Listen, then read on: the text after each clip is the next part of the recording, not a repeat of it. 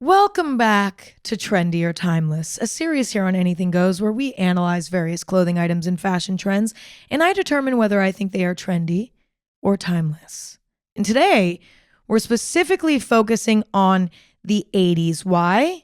Seems kind of random. Well, to me, it's not, because I'm convinced that within the next few years, the 80s are going to have a comeback. I've started to see the 80s slowly but surely trickle back into the zeitgeist over the last year or so. It started, at least in my mind, at last year's Met Gala. I was doing my interviews on the carpet, and all of a sudden, in comes Doja Cat wearing a spot-on 80s outfit. And I remember clocking her and being like, whoa, that's different. I hadn't seen anyone do an 80s look like that in a long, long time. And I'm not sure if that sort of opened my third eye to seeing 80s moving forward and everything, or if that was just the first 80s vibe that I personally had seen since the last time 80s vibes were sort of in, which I feel like was in 2017, 2018. I feel like there was kind of an 80s moment back then, or that was kind of more of like an early 90s moment. I don't know. Anyway, since then, I've started to see 80s vibes trickling back in, okay? Another example would be on the runway. Saint Laurent got some 80s going on. Versace, the latest collection, very 80s. And then there's a little bit of 80s going on in one of the more recent Schiaparelli shows. It's even happening in music though too. Like in Sabrina Carpenter's latest album, there's some 80s sounds going on in there. And it makes sense to me because we've been doing the 90s, early 2000s thing for like 5 years now, give or take. We got to move on to something else at some point. I wouldn't have expected it to be the 80s, but because I'm starting to see it trickle back in, I'm like, I guess that's what we're doing next then. And so today I thought, to prepare us all for the potential 80s revival, we would analyze some 80s fashion trends and discuss if they're trendy or timeless to help prepare us for when these things are in the stores. I briefly interrupt this episode to let you know that this episode is presented by Venmo. Okay, hear me out. Apparently, you can earn cash back with your Venmo debit card. All you have to do is join Venmo Stash, and boom, you get cash back when you shop at your favorite brands. It's kind of an awesome flex. With Venmo Stash, you can get up to 5% cash back at your fave brands. Just pick a bundle of your go-tos to shop with your Venmo debit card and earn cash back at them. And you're free to mix things up. You can easily swap out your bundle of brands every 30 days. Start earning when you do more with Stash.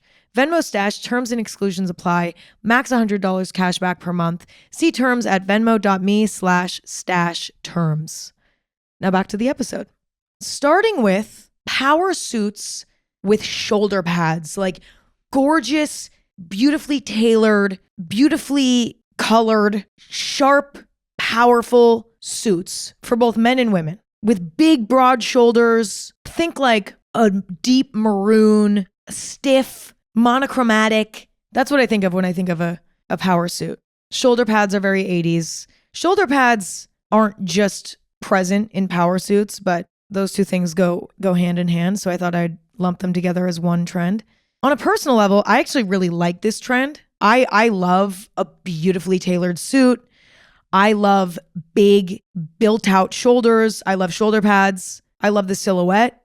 I don't like a shoulder pad when you can see the seam of the shoulder pad on the shoulder. But when a shoulder pad is done well, it's done properly, I'm down for a shoulder pad. So that's how I feel about that personally. But I actually also think that this is timeless as well. And I'm not saying that because I enjoy a power suit and a shoulder pad. I'm saying that because I think a suit and a dramatic silhouette is forever. I mean, I think it depends on the pattern. It depends on how big the shoulder pads are. Like, listen, within reason here, I think that a power suit and a shoulder pad is forever. And to be honest, I'm ready to call my stylist Jared and say, let's do this now. Why haven't we done it sooner? It's because we forgot about the 80s, to be honest. To me, it's one of my least favorite decades of fashion. I don't love 80s vibes. It doesn't come to mind when I'm trying to reference a decade of the past. I rarely am like, ooh, let's do an 80s vibe for this. Like, that's just not inspiring to me usually, but we're starting off strong here, literally, with the power suit and the shoulder pad. I'm into it. Timeless. Moving on to oversized blazers. Okay, think a blazer, but a little bit too long. And the shoulders are cutting off not at the top of the shoulder, but rather a little bit down the bicep.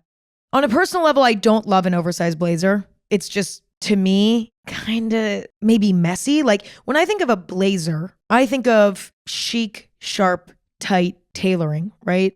To me, a blazer is supposed to be well fitted, well tailored. And so an oversized blazer to me kind of feels gimmicky in a way. There are some like cute photos out there of, I think, Jennifer Aniston. I have this one photo in my head of Jennifer Aniston wearing an oversized blazer. And like, is it cute? Yes. But it does feel a bit gimmicky to me because it doesn't fit properly.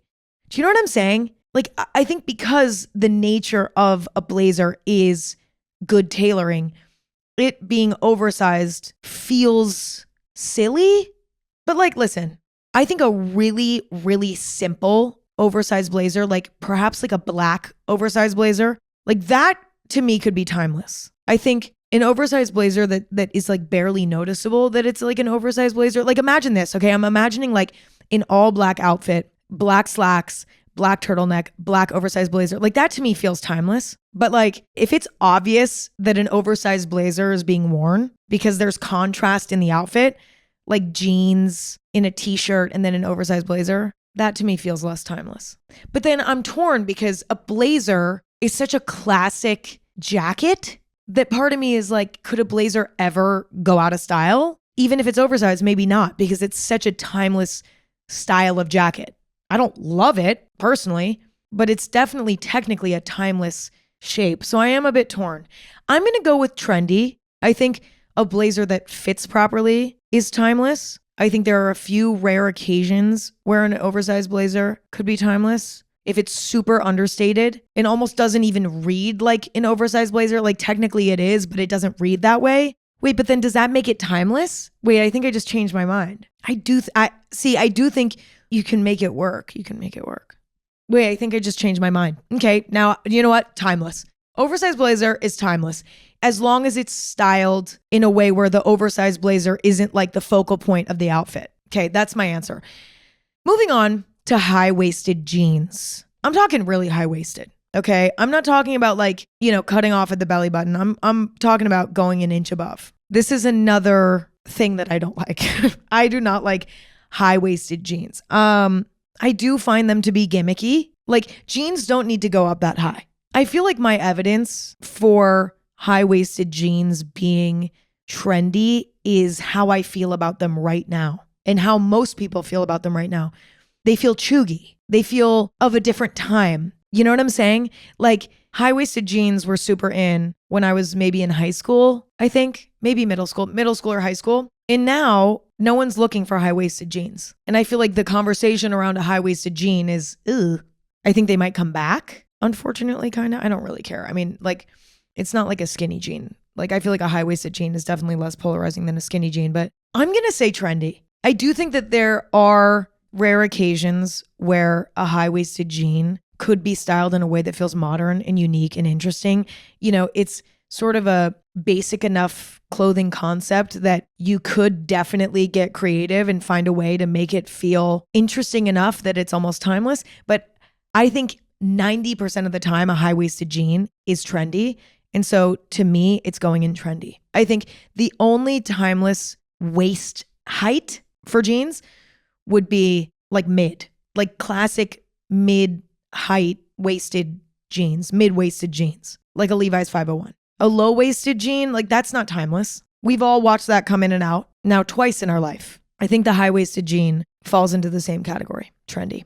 Okay, moving on to another type of jeans, tapered/pegged jeans, okay? Imagine jeans that are tight on the top, or not like super tight on the top, but like, snug around the waist. And then the silhouette of the pant kind of balloons out around the thigh and knee. And then around the knee, start to close back in towards the ankle. And then it's tight around the ankle. Now, according to my dad, because I discussed all of these things with my dad because he lived through the 80s, was sort of into fashion during the 80s. So he knows, he was like on the ground. You know what I mean? He reported to me from the ground, which was incredibly helpful. Apparently, there were two ways to accomplish this sort of shape with jeans. Either a pair of jeans that just already has that shape, it's cut with that shape, or a pair of slightly wider leg jeans folded at the bottom in such a way that made it tight around the ankle. Okay, if you were to like take your pant and then fold over the flap, like if there's gaping fabric, fold over the gaping fabric and then roll up, right? So then it is tight around the ankle. This to me is one of the worst shapes for a pant possible. I can't think of a more hideous shape for a pant. They look goofy. They look silly. It's an unflattering silhouette. I've found when it comes to dramatic silhouettes in clothing, a more flattering option would be to have volume up at the top, perhaps around the shoulders, and then volume around the ankle. That's a beautiful dramatic shape. To have, say, like a flare pant and a shoulder pad up top, and perhaps, maybe tighter tailoring around the ribs, waist, thigh, knee. Because that creates a nice sort of, I guess that would be sort of like an hourglass shape in a way. Another potentially gorgeous shape could be just volume waist down, like with a gown. A lot of gowns tend to be more tailored on the top, and then there's volume, I guess, ribs down. That creates a really nice shape. It just flows nicely. It almost never is flattering to have volume between like the knees and the breast. Like that's not flattering. You know what I'm saying? It makes you look shorter when the focal point, the volume is in the center. It doesn't flow to me. So I absolutely hate this shape of pant, but that's not how we determine if things are trendy or timeless. The criteria is, will this be cringe in 5 years? Is this cringe now? And I think the answer with tapered pants, balloon pants, pegged jeans, trendy. Because I don't, like, no one right now in this current moment will touch that shape of pant with a 10-foot pole. I mean, maybe there's some people out there, they're into it. But other than that, I'm not seeing this shape of jean around for a reason, because they're unflattering and they're a little bit silly. They're silly because they're unflattering. It's like, why would you ever choose that shape of jean? It makes no sense. Moving on. Let's move on. I think I've made my point clear here. Moving on to acid wash. It's like regular blue denim, except it has a bunch of white splotches all over it. Looks like somebody threw bleach into the washing machine with a pair of normal jeans, and then they came out and had a bunch of speckles all over them. I actually had a pair of acid wash jeans. They were super 80s, actually. They were Guess. I had them in, I think, like 2018. And I actually really loved those jeans, mainly because they fit really good and my butt looked amazing in them. And that did not happen a lot back then, and it still doesn't. In retrospect, I think they are ugly. It's unpleasant to look at. It's splotchy, it's irregular, it's chaotic, it's fatiguing to the eyes. It's a very extreme pattern. And I will say, acid wash comes in different flavors, if you will. The early 2000s, there was like a different kind of acid wash that was less like speckly as the sort of classic 80s acid wash. Let's just focus on the classic 80s acid wash. I truly think absolutely hideous, and I think trendy. I think it's too extreme of a wash. And to me, the only classic wash of a blue jean is a natural blue jean. And it can vary depending on how worn in the jeans are, right? Like, for example, raw denim, that's timeless. Dark wash, like a classic, chic, simple dark wash. Classic medium wash, sure. Classic light wash, sure. As long as they look like they achieved their color naturally, I think timeless. Even if technically they were purchased pre-worn in, pre-lightened, because all denim starts raw, super dark, and then over time it lightens. That's sort of how the various washes of denim were formed. And so I think anything that looks like it happened naturally is timeless. Acid wash does not look like it happened naturally. It looks chemically induced. I don't know. When it comes to jeans, I think the only timeless style of jeans, truly, in my opinion, is a straight leg, mid-waist, natural blue wash of denim. I've seen so many different jean trends in my life. Skinny jeans, boot cut jeans, low-waisted jeans, super high-waisted jeans, colored jeans, like fun colored jeans. Like the only thing that has stood the test of time has been like a Levi's 501, really. And like a Wrangler, like a straight leg Wrangler. In jean styles similar to that. That's just where I stand on jeans. Okay, moving on to massive, chunky, layered statement jewelry, accessory maximalism. Think like massive gold earrings. Think a bunch of resin, acrylic bracelets, bangles all over the wrists. Think a big chunky gold necklace with like a big pendant on it with like a big red like jewel in the center. Big, bold statement jewelry. I actually really like statement jewelry. I mean, I think there are so many variables, you know? Like I don't like all statement jewelry, and I actually personally don't wear statement jewelry almost ever. I can't remember the last time I wore like a big statement piece of jewelry. It's been probably years, to be honest. Even when I'm going to an event and it maybe is more appropriate to like really dress up and go full fashion mode, I can't remember the last time I really leaned in to the statement jewelry. It's just not really my style, and it tends to overpower me, I feel like. I don't know. I don't seem to wear it well, but I actually like it. Like I love like a big earring with, you know, like an interesting design. Like I think it's really fun stacking a bunch of resin bracelets. I'm really torn. On one hand, I feel like statement jewelry in one way or another can always be made cool. But then on the other hand, there are moments where maximalism is really not in. Gaudiness is really not in. And there's moments in time where it feels costumey. And then there are moments in time where it feels very fashionable, I feel like.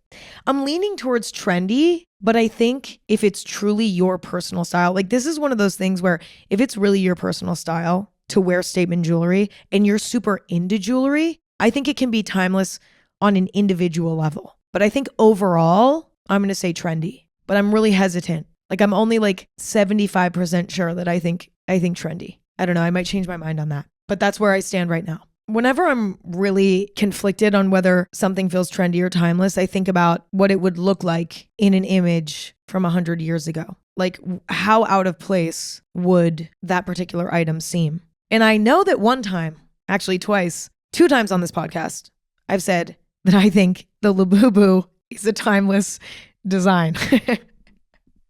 Like all of you are going to lose your trust in me, but if I think of 100 years ago, I could imagine like a little kid holding a little Labubu that their family got from like a local toy maker because it's a genuinely interesting, cool design. Can I imagine the Labubu strapped onto like a handbag 100 years ago? No, but I could imagine like a little kid holding a Labubu 100 years ago in an old photo, and that doesn't seem that wild to me.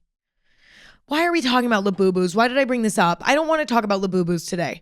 Like I can't, can I be honest? I can't talk about a Labubu for like at least the next 5 years. So I'm going to wrap that up. But weirdly enough to me, like that makes sense. And again, you might be losing your trust in me right now. Emma, I can't listen to your trendy or timeless episodes anymore. You're telling me you can imagine a Victorian child holding a Labubu? Weirdly, yes. Like, sorry, yes. Okay, maybe not a Victorian child. I don't even know how long ago that was.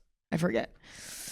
Anyway, okay, I'm looking up images of Victorian children with dolls and stuff. Yeah, I could totally see them with a little Labubu. I'm not even kidding.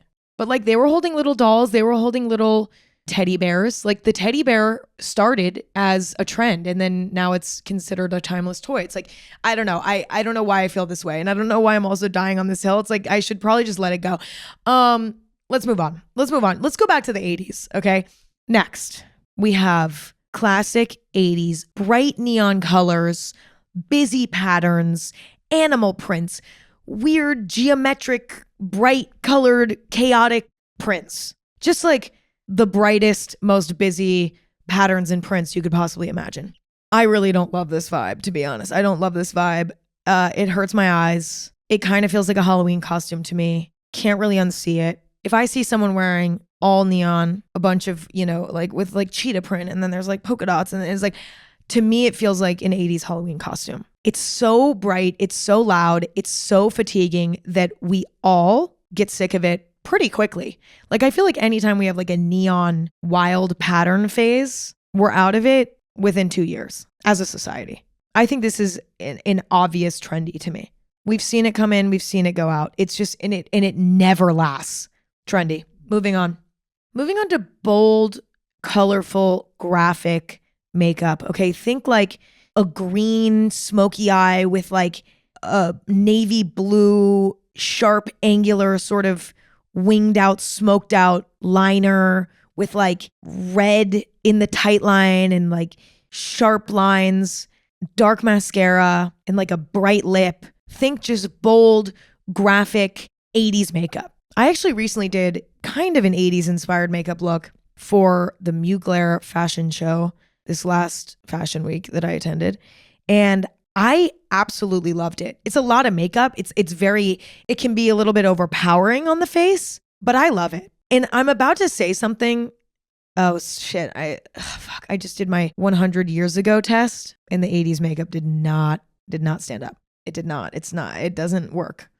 Because I was about to say that, well, hear me out. I actually think that my own test might not apply for this specifically. Let me explain. Yes, 80s makeup in a photo from 100 years ago would look out of place. It would look ridiculous. It wouldn't make any sense. However, I do think that this particular style of really graphic makeup is so artistic and I'm trying to defend it, but I actually don't think I can because I weirdly want it to be timeless, but I don't think it is. I want it to be timeless because this category of makeup has so much potential. Like there's so much you can do with it. There's so many ways you can personalize it. And I think it's the most timeless version of full glam. I think 80s graphic, colorful makeup is more timeless than the 2016 full glam makeup look, brown smoky eye, matte lip, big, built out eyebrow. We all remember it. If you don't remember it, I don't want to say good for you. I almost said good for you, but that was kind of a fun time. But the makeup was not good. Like that was not good. That was not timeless at all. And I think we all know that now. I think the only true timeless sort of makeup is makeup that accentuates your natural features, like a little bit of mascara, a little bit of lipstick that's like a classic color, like a red or, something that sort of matches your natural lip, perhaps a little blush, a little foundation, maybe, natural. I think that's the only truly timeless makeup, but I want 80s makeup to be timeless because I do feel like from now until forever, I want to believe that we can all do an 80s graphic eye if we want and it will work. But I don't think that that's true. It's trendy. I really do think it's trendy, but I'm sad to say it. It's such a creative style, such an artistic style. I think you can do a really colorful graphic eye look whenever and make it work. But see, that's the thing with all of this. Like, even if something's trendy, if it's truly your style, it's timeless. If you love tapered jeans, if you absolutely love them and they are so your personal style for whatever reason, I don't know why they would be because I cannot stand them, but I also respect our differences. And so I think that's why I want to put this style of makeup into timeless because I'm like, it's so creative. Like anyone who's doing this type of eye look is clearly very deeply into makeup, loves makeup, and that's a part of them, So listen, I'm going to stick to trendy, but just know that it hurts. It hurts to do so. I have to follow my criteria, which means that a Labubu is timeless and no one should trust me and everyone should take everything I say with a grain of salt. But I have to stick to my bizarre criteria that only makes sense to me. Okay, moving on. Moving on to jazzercise core. Imagine shiny spandex leggings with a high cut leotard on top, leg warmers, little sweatband around the head and around the wrists. Think campy exercise gear. 80s workout video core. See, here's the problem with this sort of aesthetic, right? When it's on the nose, it looks like a Halloween costume. I haven't seen somebody actually exercising in a look like this ever in my life. I've only ever seen this look during Halloween. Now, listen, if you were to break it down, let's break it down actually, might as well. Starting from the bottom, leg warmers. I think leg warmers are trendy, but I do think that if they were truly being used for warmth, see, I need to know the history of leg warmers. Hold on. Okay, see, now, leg warmers originated with dancers in the 1970s and 80s who wore them to keep their calf muscles warm and prevent injury before and after performances. See, I was going to say, like, if leg warmers originated a long, long time ago and they were used for a particular purpose beyond socks, I was going to say maybe timeless, but they originated in the 80s in such a way that's sort of unnecessary. Like they are kind of unnecessary. No one's almost ever wearing leg warmers for function. They're almost always for fashion. I feel like a more timeless option would be another 80s trend, which would be a scrunchy sock. Yeah, maybe it might have moments where it's more relevant in the zeitgeist, but overall, I think you can always style a chunky sock in a way that makes sense. But a leg warmer, trendy. And it seems to come back in different ways. More recently, it came back in through ballet core. Yeah. So like, okay, a leg warmer, trendy. Now let's talk about a legging. I almost believe that a legging, due to its functional benefits, has become a new timeless item. Now, hear me out. I think wearing leggings as a fashion statement is a trend. I think wearing leggings for function is timeless at this point. I think even though if you were to see a photo of somebody 100 years ago wearing a legging, it'd be like, what? What's going on? Because it was kind of inappropriate, I think, because you could see so much body. I don't think that was appropriate a long time ago, but leggings serve such a functional purpose. We wear leggings to exercise, and they are undeniably the perfect exercise pant. There's not excess fabric. They're comfortable. They're sweat wicking. Like, I think that they've become a new timeless item for their function. For fashion, not so much, but I would call a legging a new athletic classic. Okay, next, moving up to the high cut leotard. It's like a regular one, except the hip bone is exposed because it goes up really high. Weirdly, I actually feel like this shape is timeless.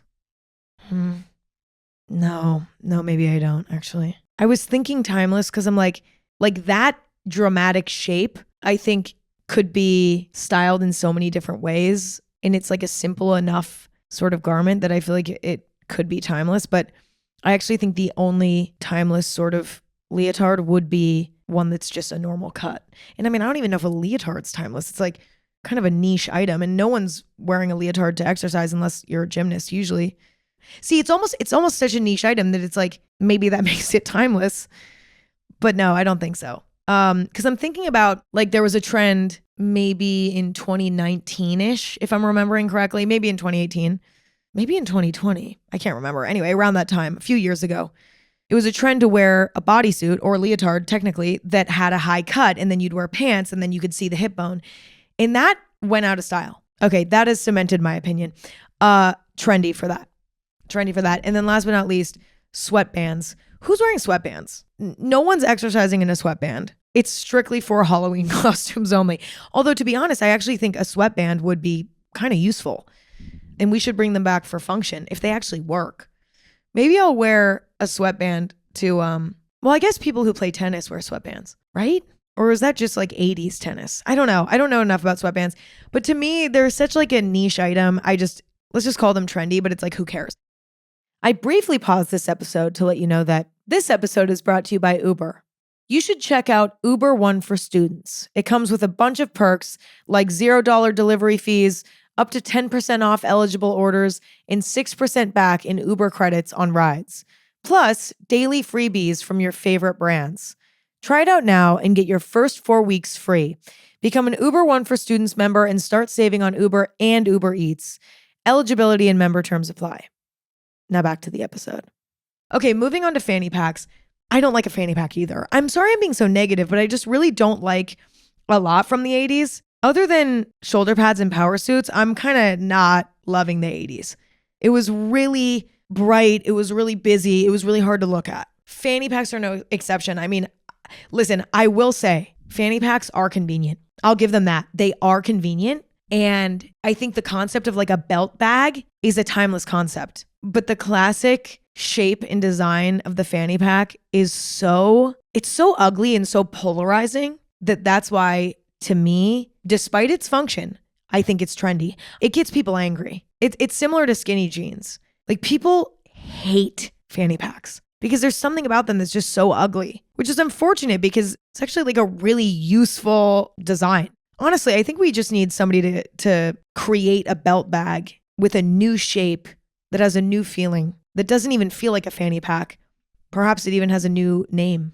Actually, it's weird because designer brands have been making fanny pack-esque bags. I mean, maybe for a long time, but I've been noticing them over the last few years, like designer fanny packs that people either wear around their waist or wear as sort of like a crossbody bag. The designer monogram does not help the design. It, to me, is still not great. I really want, maybe they're out there. Maybe, let me look it up.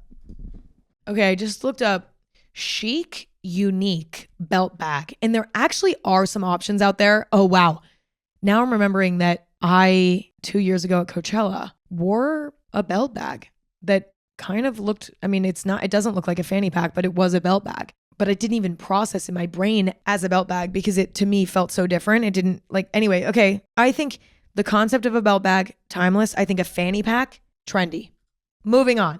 Leather bomber jackets. Okay, think like a classic brown, sort of voluminous collared leather jacket. Classic silhouette. Pockets, cinched around the wrist and around the waist. Zipper. To me, this is a forever jacket. If you were to buy a leather bomber jacket that fit you nicely, that was somewhat understated, right? Like no, overwhelming details. I think you could wear that jacket forever. Like unless your personal style really changed, I think that that's a piece that you'll never regret. And it can be styled in so many different ways. And it pairs really well with other timeless items, like a white t-shirt and a classic pair of 501s and like, I don't know, a boot, right? Like that's forever. So I'm going to say timeless for that. Moving on to leather on leather, particularly in black. So like imagine a leather jacket with black leather pants. I love this. When I say leather, I don't mean like it doesn't need to be genuine leather. I'm just talking about the look, faux leather, whatever. I personally love leather. I especially love it when my hair is bleached because there's something really nice about like, I don't know, it makes the hair read a bit edgier, which I like. But wearing like a full leather outfit, ooh, I'm on the fence because it's a choice. It's a choice. And it's usually a style choice, right? Like it's not usually a function choice. You're not wearing leather pants and a leather jacket because it's like keeping you warm or something. You know what I mean? It's like that's a choice. That's a fashion choice. It feels like it's a phase. Do you know what I'm saying? Leather on leather doesn't feel like forever. It feels like a phase. However, are you ever going to regret having a pair of black leather pants? Are you ever going to regret having a black leather jacket? No. Wearing them together is a styling choice. Separate, they feel more timeless to me. A leather jacket to me is timeless for the most part. I mean, obviously there's so many different shapes of a leather jacket, but like a simple classic leather jacket and like a straight leg pair of black leather pants. Oh, you know what? I'm going to say styled together, trendy. Worn separately, timeless. Okay, that's my final answer. Okay, moving on to something I had never even heard of until my dad brought it up. Layered polo shirts. Okay, imagine taking a polo shirt, putting it on, and then taking another polo shirt and putting that on top, and then flipping the collar up. Okay, apparently this was all the rage in the 80s, according to my dad. Actually, this is very similar to the leather on leather, okay? Because a polo shirt, to me, undeniably timeless. It's like an Oxford shirt. It's like, that is one of the most classic shirt shapes ever. Wearing them together, that's trendy because it's a little ridiculous. It's a little bulky. It's extra. But the thing is, layering allows you to participate in trends without purchasing things that are trendy. Does that make sense? Like you can wear two polos on top of each other. And then in a year when you're over that, now you have two polos and no harm was done. Do you get what I'm saying? So yes, I think layering two polos on top of each other is trendy. But I think there's no harm in playing with it if you have two polos in your closet already. And I actually think it's kind of a cool, I mean, I love layering. Like I'm a sucker for layering. I love giving something a different feeling. It's the way to add dimension to otherwise pretty simple items. And for the last few years, my personal wardrobe has kept me entertained despite it being mostly made up of very simple pieces through layering, through, manipulating fabrics in different ways, like, layering a tight shirt over like a looser shirt and then, or like tying the back of a shirt. So I'm going to say layering the polos is trendy, but it's layering two timeless items together. You can't go wrong. So try it. Have fun with it. That's the perfect kind of trend to participate in. You know what I mean? Okay, moving on to boat shoes, which are having a moment now. boat shoes are not just 80s. They might have had a moment in the 80s, but to me, a boat shoe is timeless, actually. It's similar to like a cowboy boot to me. A cowboy boot might have a moment at a certain point in time, but because a cowboy boot is hyper specific to an occupation, which is being a cowboy, I guess, because it's so strongly tied to a certain aesthetic, I think that makes the cowboy boot timeless. There are people who wear cowboy boots every single day riding their horse around. Like my grandfather was like that. Like to me, a boat shoe feels timeless to me because it is the shoe for boats. Do you know what I mean by this? It's like it is the nautical shoe. So at any point in time since the boat shoe was created, people who sail boats, live by the water, have been wearing the boat shoe. It just feels so ingrained in that particular subculture that to me, it's like, I don't think that ever really fully goes out. Yeah, I'm gonna say timeless on the boat shoe. Moving on to fingerless gloves. In the 80s, people were wearing various types of fingerless gloves: leather, fishnet, lace. The list probably goes on. I think the concept of a fingerless glove actually is timeless. I think fingerless gloves are actually very useful and effective. I adore a fingerless glove. I reach for my fingerless gloves more than I reach for my regular gloves. They genuinely serve a purpose. See, but I'm thinking about knit fingerless gloves. That wasn't really the trend in the 80s. Now, hold on. Actually, whoa. No. Rewind. Okay? Hold on. I just realized something. The fingerless gloves in the 80s were not knit fingerless gloves. They were all strictly for accessory. That's very different. That changes everything, to be honest. Okay, because like a leather fingerless glove, that's not keeping you warm. I mean, I guess if you're like riding a motorcycle, it might protect your hand from callousing, but like a fishnet fingerless glove, enough. That is only for vibes. Same thing with a leather one, or same thing with a lace fingerless glove. I will say I actually just purchased lace fingerless gloves. I had been looking for lace fingerless gloves for so long, and I was at a vintage store. They were selling at the front desk for no reason lace fingerless gloves, but they were new. They weren't vintage. It was like one of the, you know how like at vintage stores they'll sell like new sunglasses and new little accessories. That's where I got them. And I'm really excited about them, to be honest, because I've been curious about adding dimension through, something like a lace fingerless glove, or like a lace sock or a lace tight. I've been kind of into lace a little bit more lately. I'm going to say in general, trendy for these types of gloves because they are really like, they do feel really costumey, especially like a leather fingerless glove or like a fishnet. A lace fingerless glove to me feels more timeless. Feels more elegant, more understated. And so that feels a bit more timeless to me. The runner-up, I would say, would be like a leather fingerless. Fishnet is one of those materials that the second it comes in, you need to count its days. You know what I'm saying? Because it's not going to be long. Fishnet comes in a big way, and then it's out just as quick.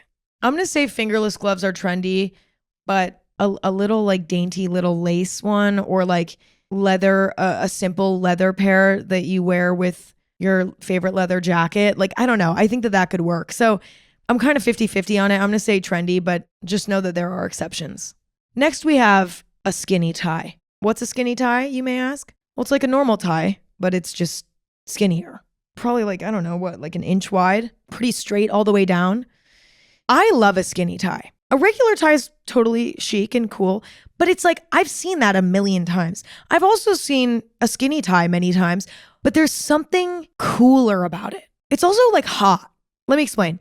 If there were two twin guys in front of me, both with the same exact personality, with the exact same hair, the exact same brain, let's say everything that they said it at the exact same time, exactly identical. Okay, if you were to take two guys, but one has a skinny tie and one has a normal tie, I'm fucking the guy with the skinny tie. That's just like how it is. It's cooler. There's edge there. There's intrigue. A choice was made. You could have gone with the normal tie, but no, there's something different about you.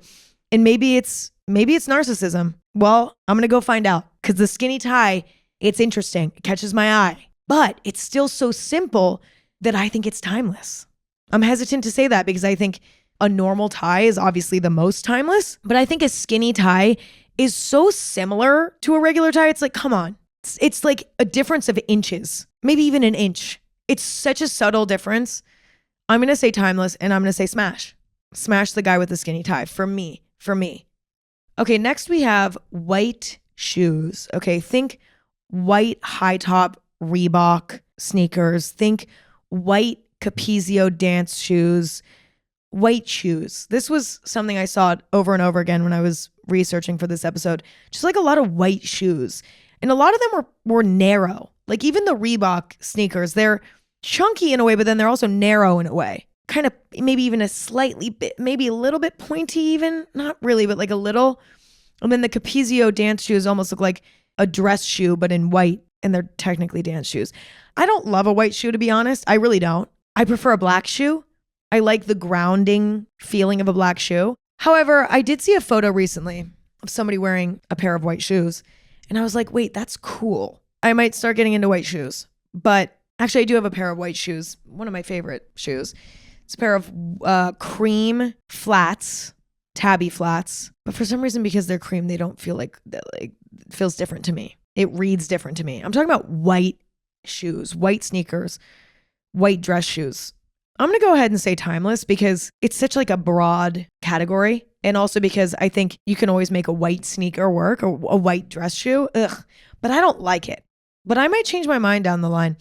You're never going to see me wearing like a white 80's Reebok high top. That's not going to happen.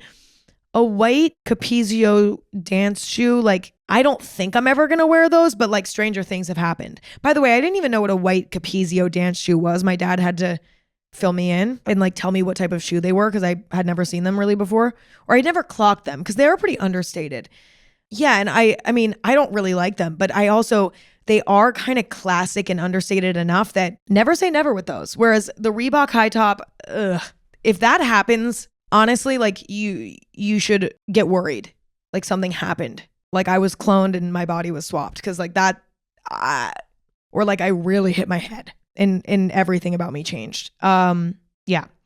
Okay, moving on to checkerboard Vans. Okay, checkerboard print slip-on. Let me be specific. Slip-on Vans. I had a pair of these in freshman year of high school, if I remember correctly. I'm conflicted on this one. Part of me wants to say that these are a new classic. Like even though I couldn't imagine, a kid 100 years ago wearing checkerboard Vans, they feel so ingrained in the lineup of classic sneakers. Like think of classic sneakers, okay? You have high top Converse, you have slip-on Vans, the little lace-up Vans, like all the classic shapes of Vans. You have all the classic Adidas. Like, I don't know, like to me, a checkerboard Van does feel like a classic, but I think it's just missing the mark. It just like, because then when I compare a checkerboard slip-on Van to like a red pair of high top Converse, I'm like, oh God, no.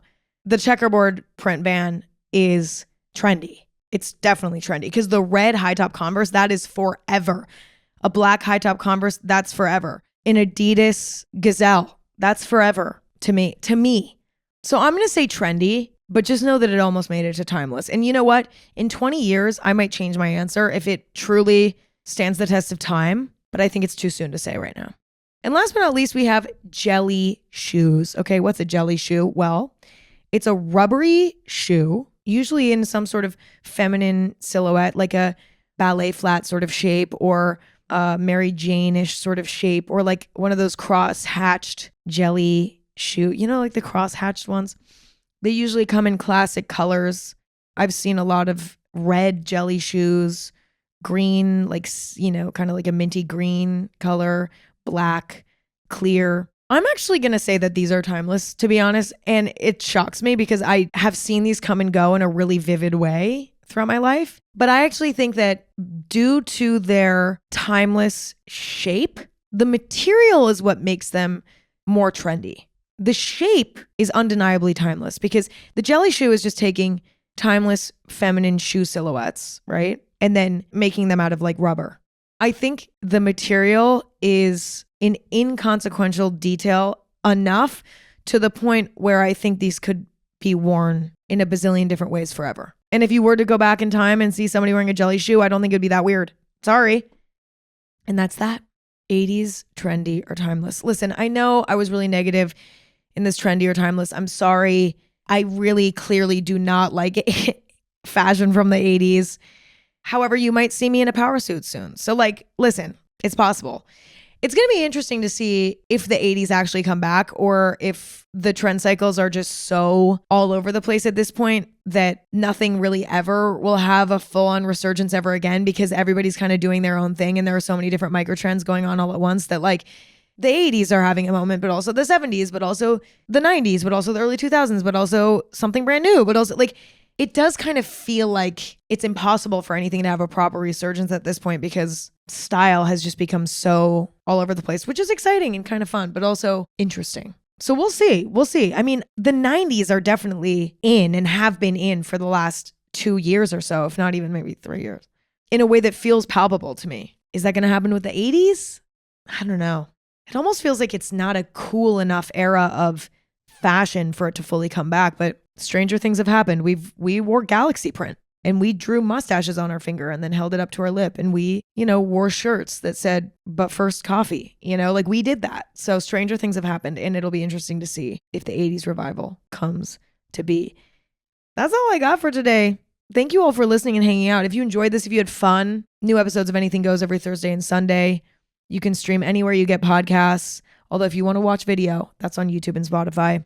Anything Goes is on social media at Anything Goes. I'm on the internet at Emma Chamberlain, and my coffee company is on the internet and in the world at Chamberlain Coffee. I love you all. I appreciate you all. We have so much fun together. Oh, we have so much fun. And I'm sorry if you really like tapered pants. Like if that hurt your feelings, I'm genuinely sorry. But remember that my opinion doesn't fucking matter. If you like it, if you love it, if it's timeless for you, it's timeless for you. And that's the end of the story. I am merely an opinion. So don't forget that. And don't be offended by that. Because if you wear it with confidence, honestly, I'll like it on you. I'll appreciate it on you. I might not like it, but I'll appreciate it. Okay, I love you all. And I'll talk to you all in a few days. Yay! Okay, talk to you then. Bye.